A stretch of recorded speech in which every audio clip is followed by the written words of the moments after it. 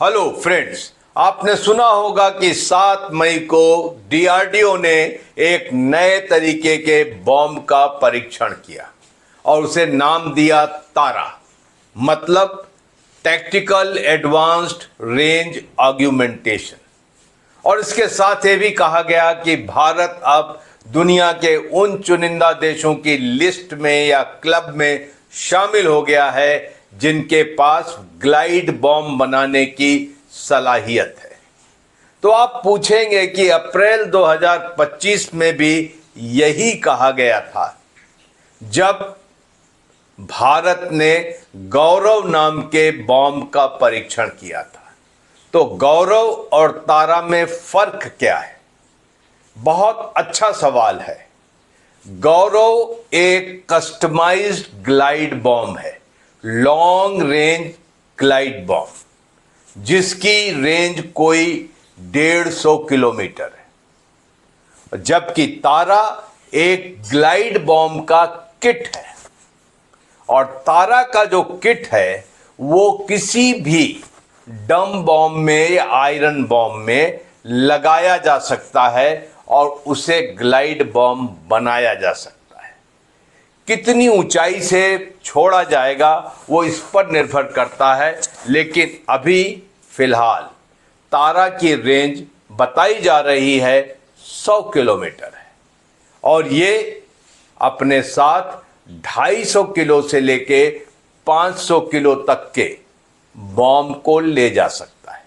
तो आज भारत में 2 तरीके की कैपेसिटीज है। एक तो है ग्लाइड बॉम्ब बनाने की और दूसरी है ग्लाइड बॉम्ब का किट बनाने की, जिसको तारा कहते हैं। आपको यह बताना चाहूंगा कि आखिर ग्लाइड बॉम्ब होता क्या है। जो आपके सामने है ये एक नॉर्मल बॉम्ब है जिसको कहते हैं डम बॉम्ब, गूंगा बहरा बॉम्ब या आयरन बॉम्ब। और इसको किस तरीके से ग्लाइड बॉम्ब बनाया जाता है ये देखिए। इसे इस तरीके से बनाया जाता है, इसको एक नोज किट दी जाती है जहां से ये गाइडेंस देता है और इसके साथ लगे हुए इन फिन्स को या इस फिन को गाइड करता है ताकि बॉम्ब ऊपर नीचे दाएं बाएं चलता रहे और इस तरीके से ये अपने गंतव्य में या टारगेट के ऊपर जाकर फट जाता है। तो इस तरीके से जितने भी पुराने बॉम्ब थे जिन्हें हम आयरन बॉम्ब कहते हैं या डम बॉम्ब कहते हैं, उनको गाइडेंस किट लगा करके, ग्लाइड बॉम्ब की किट लगा करके स्मार्ट बनाया जा सकता है। इसके बारे में ज्यादा जानकारी के लिए हमने बात की आपके चहीते ग्रुप कैप्टन उत्तम कुमार देवनाथ से, जो कि स्वयं एक फाइटर पायलट रहे हैं। MiG-23 पर उनका खासा अनुभव रहा है और उन्होंने बॉम्बिंग भी की है। तो आइए उनसे जानते हैं कि ग्लाइड बॉम्ब की हिस्ट्री क्या है, कैसे ये ग्लाइड बॉम्ब अस्तित्व में आए। सेकेंड वर्ल्ड वॉर के समय ही जर्मन साइंटिस्ट ने कोशिश की थी कि किस तरह से रेडार वेव्स या इलेक्ट्रॉनिक गाइडेंस की मदद से एक बॉम्ब को एक्यूरेटली टारगेट के ऊपर गिराया जाए। इसमें वह कुछ हद तक सक्सेसफुल भी हुए थे। इसके बाद 1951-1953 में कोरियन युद्ध के दौरान अमेरिकन साइंटिस्ट ने एक्सपेरिमेंटल तौर पर नॉर्थ कोरियन आर्मी पर गाइडेड बॉम्ब्स गिराने की कोशिश की थी, जिनको कि रेडियो वेव्स के द्वारा कंट्रोल किया जाता था। एक जॉयस्टिक होता था, बॉम्ब को हवाई जहाज से गिराने के बाद जो बॉम्ब ऑपरेटर होता था उसको दाएं बाएं लेफ्ट राइट एक स्टिक की मदद से कंट्रोल करने की कोशिश करता था। लेकिन रियल मायने में ये तो वियतनाम युद्ध के दौरान यानी 1965 से 1973 तक, जब अमेरिका ने बड़े पैमाने पर रियली सक्सेसफुली ऑपरेशनल यूज किया गाइडेड बॉम्ब्स का, वियतनाम के जितने टारगेट थे उनको एंगेज करने के लिए। अमेरिका की एयरफोर्स ने वियतनाम के ऊपर लाखों बॉम्ब गिराए, कुछ हजार गाइडेड बॉम्ब गिराए, और फाइनली स्टैटिस्टिक्स से ये प्रूव हुआ कि जो आम बॉम्ब होते जिसे हम कहते हैं डम बॉम्ब या आयरन बॉम्ब, वो हमेशा टारगेट के इधर उधर गिरते हैं ज़्यादातर, लेकिन जो गाइडेड बॉम्ब होते हैं वो हमेशा टारगेट पर सटीक गिरते हैं। जब तक बॉम्ब्स आयरन बॉम्ब हुआ करते थे, डम बॉम्ब होते थे, उनको बस युद्धक विमान से, फाइटर एयरक्राफ्ट से या बॉम्बर से टारगेट की तरफ रिलीज कर देते थे। चाहे वो लेवल फ्लाइट में रिलीज करें, चाहे डाइव में रिलीज करें, या टॉस बॉम्बिंग में रिलीज करें। अब रिलीज के बाद वो अपनी फॉरवर्ड वेलोसिटी के हिसाब से हवाई जहाज की जो स्पीड थी या किस ऊंचाई से ड्रॉप किए, इन सब पैरामीटर के हिसाब से वो बस टारगेट के दाएं बाएं आगे पीछे जाके फट जाते थे, क्योंकि वो गाइडेड नहीं हुआ करते थे। एक्यूरेसीज बहुत पुअर होती थी। कोई टारगेट के आधा किलोमीटर बाएं गिर गया या कोई टारगेट के 1 किलोमीटर आगे गिर गया। मैंने खुद जब टॉस बॉम्बिंग किए तो टारगेट पे गिरने की जो एक्यूरेसी थी, मैंने MiG-23 से टॉस बॉम्बिंग की थी, वो टारगेट के प्लस माइनस आधा किलोमीटर इधर उधर या 1 किलोमीटर आगे या पीछे गिरते थे। लेकिन अब क्योंकि इन्हीं बॉम्ब्स पर गाइडेंस किट लगाते हैं, चाहे वो लेज़र गाइडेड हो या जीपीएस गाइडेड हो या इंफ्रारेड गाइडेंस हो या टीवी गाइडेंस हो या रेडार गाइडेंस हो, तो अब ये जो बॉम्ब्स हैं रिलीज के बाद टारगेट की तरफ जब अग्रसर होते हैं तो एक तो बहुत एक्यूरेटली हिट करते हैं, plus minus 10 metre, plus minus 20 metre. दूसरी बड़ी चीज़ है कि जो रिलीज एयरक्राफ्ट है वो फ्री हो जाता है। रिलीज एयरक्राफ्ट टारगेट से जब वो 30 किलोमीटर 20 किलोमीटर दूर है तभी इस बॉम्ब को टारगेट की तरफ लॉन्च कर देता है। उसके बाद वो ग्लाइड करता करता पहुंच जाएगा टारगेट तक। तो इससे क्या होता है कि जो रिलीज करने वाला फाइटर है या बॉम्बर है, वो टारगेट के आसपास जो दुश्मन के एयर डिफेंस सिस्टम है, चाहे शिल्का हो 23 मिलीमीटर या L-70 जैसी गन हो 40 मिलीमीटर या मैन पैड्स हों, यानी shoulder fired air defence missiles हों, उनकी जद्दोजहद उनकी रेंज से बाहर रहता है, सेफ्टी फैक्टर बढ़ जाता है। ग्लाइड बॉम्ब्स जो कि गाइडेड होते हैं वो अब दुनिया की सभी एयरफोर्सेस की पसंदीदा चॉइस बन गए हैं, चाहे वो अमेरिका की एयरफोर्स हो, रशियन एयरफोर्स हो, यूक्रेन की एयरफोर्स हो, इजराइल की एयरफोर्स हो, और दूसरे देश जैसे भारत और पाकिस्तान की एयरफोर्सेस हैं। सब जगह अब गाइडेड ग्लाइड बॉम्ब का इस्तेमाल शुरू हो चुका है। भविष्य के युद्ध में नॉर्मल जो आयरन बॉम्ब होते हैं, नॉर्मल जो डम बॉम्ब्स हैं, उनका इस्तेमाल कम होगा, और जो 500 किलो या 1000 किलो के बॉम्ब्स हैं, इनको गाइडेंस किट फिट करने के बाद, यानी GBU किट जैसे अमेरिका की एयरफोर्स करती है, फिट करने के बाद युद्ध में इस्तेमाल होगा। तो अब सवाल ये उठता है कि आखिर ग्लाइड बॉम्ब होता क्या है, इसके डिटेल्स क्या है, आखिर ये किस तरीके से काम करता है। और ग्रुप कैप्टन उत्तम कुमार देवनाथ इसे भली भांति समझा रहे हैं।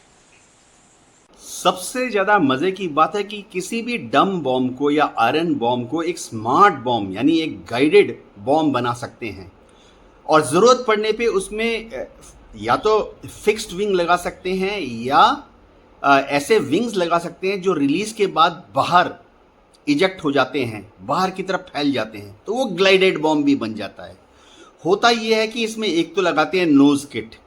नोज किट सामने की तरफ देखते हुए टारगेट को या तो टीवी मोड में ढूंढता है, और फिर जो कंट्रोलर है वो टीवी पर उस बॉम्ब को देखते हुए थोड़ा दाएं, थोड़ा बाएं, थोड़ा ऊपर, थोड़ा दाएं ऐसे करके कंट्रोल कर सकता है, या उसमें एक लेज़र बीम को ढूंढने वाला नोज किट लगा देते हैं।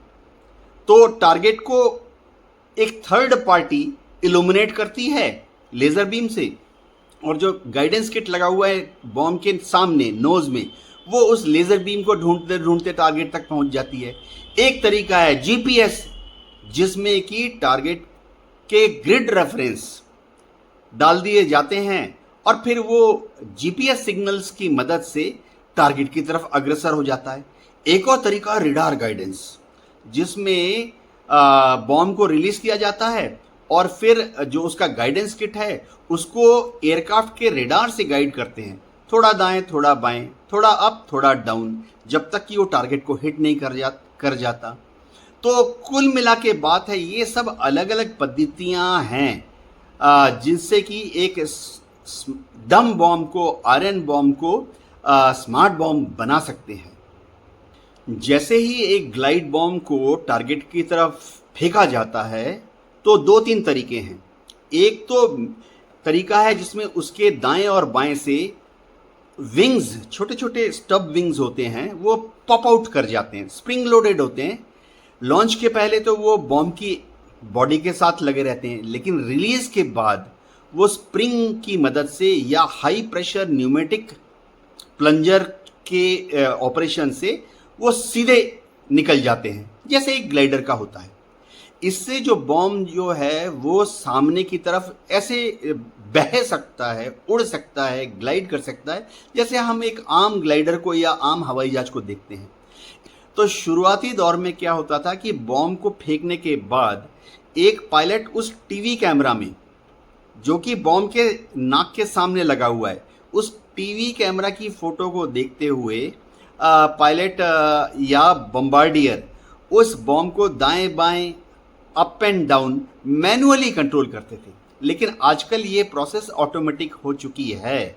कुछ टारगेट्स को लेजर रे के द्वारा इल्यूमिनेट किया जाता है, चाहे वो लेजर रे जो है, लेजर फायरिंग यूनिट, वो जमीन से टारगेट पर फायर किया जाए, या हवाई जहाज में ही कोई दूसरा कलीग, बड़ी एयरक्राफ्ट उसको टारगेट पर फायर करे, या कई बार क्या होता है कि बॉम्ब रिलीज के बाद वही पायलट वही हवाई जहाज से एक लेजर बीम को फायर करके टारगेट को इल्यूमिनेट करता है।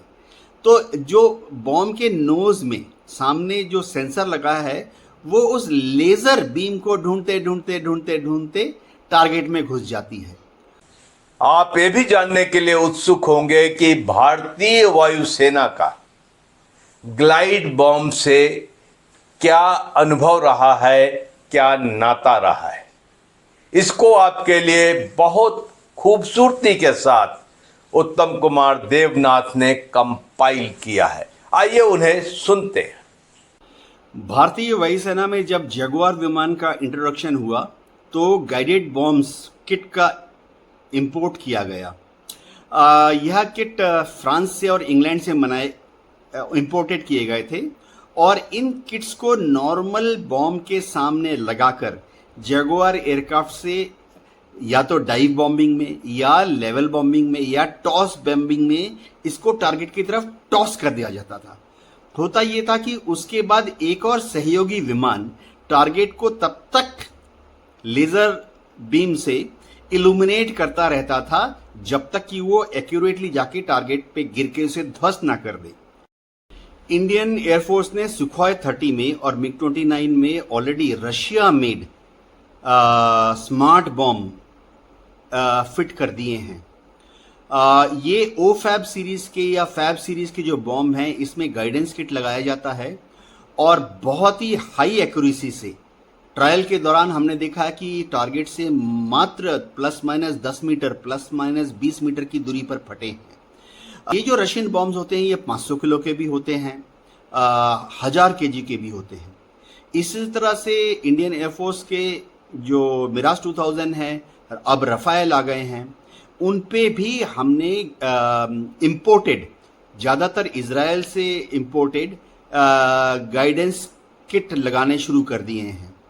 अमेरिका ने भी पेशकश की है कि वो अपने GBU guided bomb units Bharat को दे सकता है, लेकिन उसके लिए अमेरिका ने कुछ शर्तें रखी हैं।